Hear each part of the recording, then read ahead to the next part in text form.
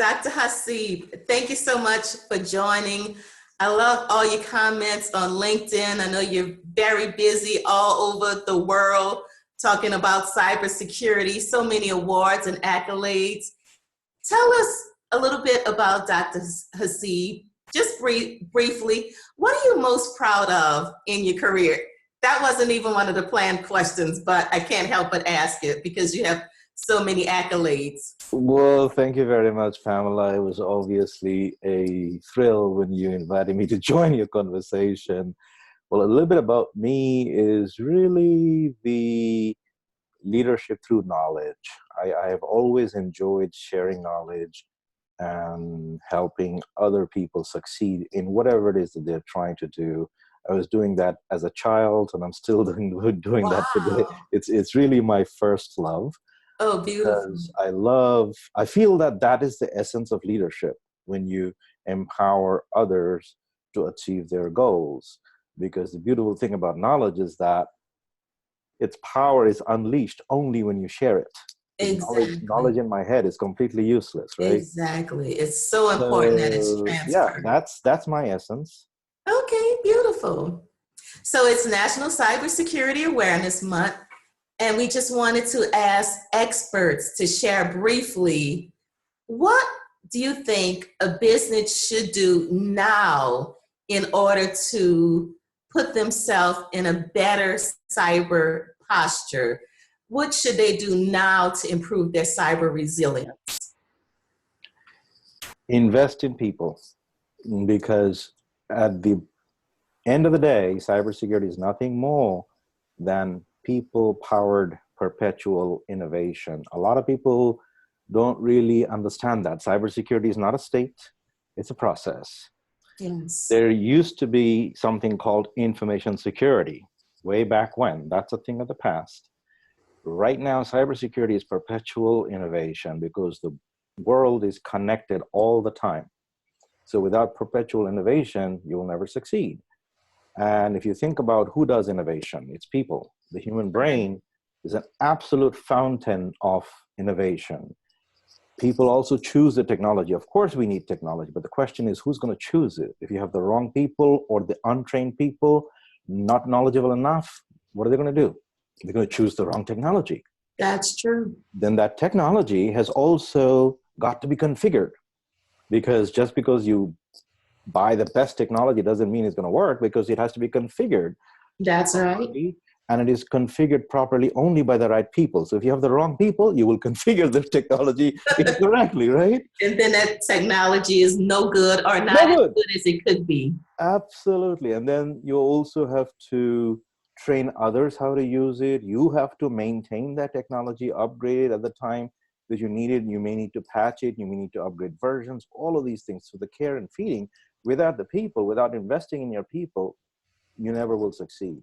And one of the biggest problems that many companies are doing is they're trying to compete against each other on how low can we pay people. Well, that is no recipe for success. Exactly. People are assets. The better your people are, the better you will be. So that would be my message. Invest in people. That's absolutely beautiful.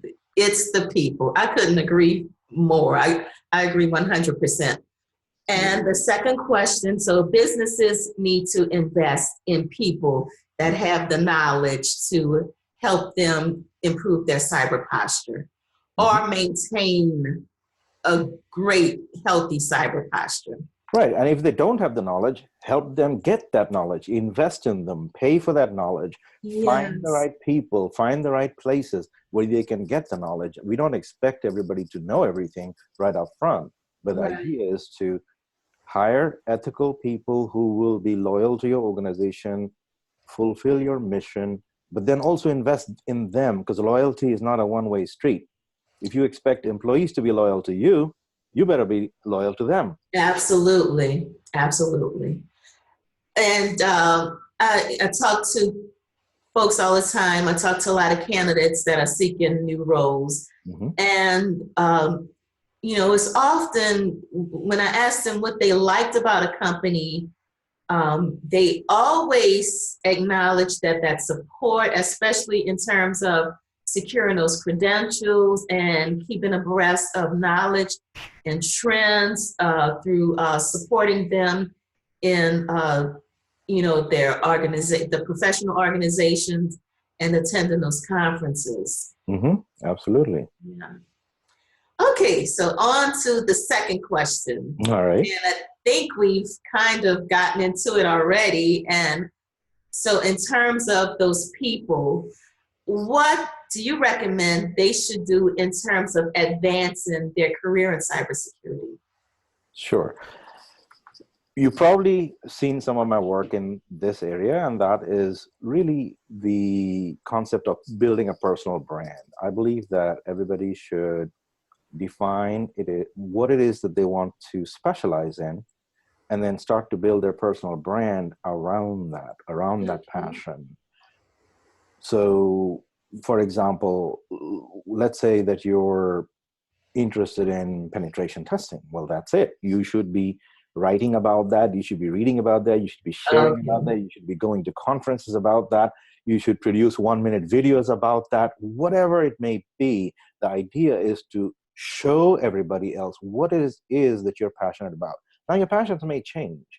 Then you go and speak at conferences, apply to speak at conferences, because the moment you start teaching somebody something or sharing your knowledge, guess what will happen? You will sometimes get a pushback. You will sometimes have people who don't agree with you. Well, that's wonderful, because the people that don't agree with you will help you refine your message. My own message has been refined so many times with the interactions that I've had with the various scholars that I've met. And it is not just scholars. I meet practitioners in the business conferences, and I meet scholars in the academic conferences. Either way, they help me refine my thinking. Then publications, writing articles, all these things, and also networking.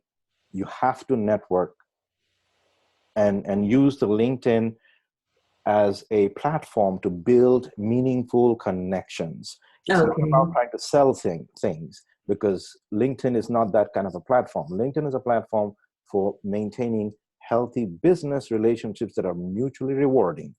And that's very important. Most people who are out there sharing their knowledge, they're usually very open, friendly people. So connect with them, ask questions, but also share. It's never going to be a one-way street. Right. Click a like on something they have published. Make a little comment. Things like that. That's engagement. So this is the best way I know of how people can advance their careers, meet more people who can be helpful to them, and build their personal brand. Beautiful. Thank you so much. That reminds me of this passage. It's a sacred passage, and it says, iron sharpens iron. So your recommendation is to get out there, put yourself out there. And even if you get pushback, if you get criticized, maybe even fail, we say that we don't like to fail, but in failing, we learn the greatest lessons. So great recommendation. Absolutely. You cannot learn to ride a bicycle by just reading about it. That's right. You got to fall off. You got to fall over a few times. And then one day you will be soaring. Exactly. And if you continue, you can be the bike riding expert. So we have to take those little lessons and apply them in our career. Absolutely. Thank you so much, Dr. Hasib. I just wanted to get a little snippet to share with the cybersecurity community. If individuals want to get in touch with you to learn more about you, your work, your speaking engagements, the university, how should they reach out to you? I know on LinkedIn you're very active, so they can easily find you on LinkedIn. Absolutely, but the best place is also my website, which is www.cybersecurityleadership.com. There's a ton of content there, and that's the best way to reach me also. Wonderful. Right. Thank you again, Thank you. Happy National Cybersecurity Awareness Month. Thank you. Appreciate it. Okay, bye-bye. Bye.